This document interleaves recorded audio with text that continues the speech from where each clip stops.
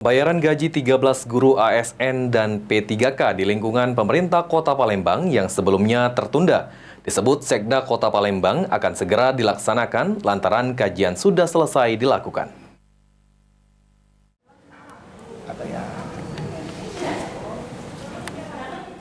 Terkait pembayaran gaji 13 guru ASN dan P3K di lingkungan pemerintah Kota Palembang yang sebelumnya tertunda, disebut Sekretaris Daerah Kota Palembang akan segera dilaksanakan.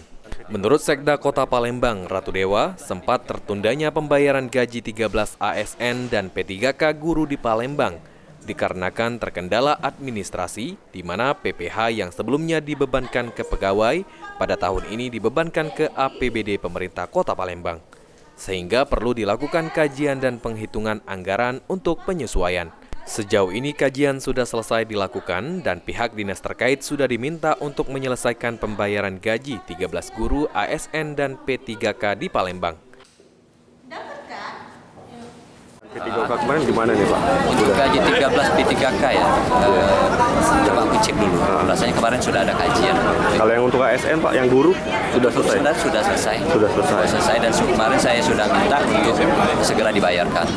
Karena terhambat saja dari sisi administrasi. Saya kira sudah semua ditindaklanjuti. Sandi Pratama, PAL TV.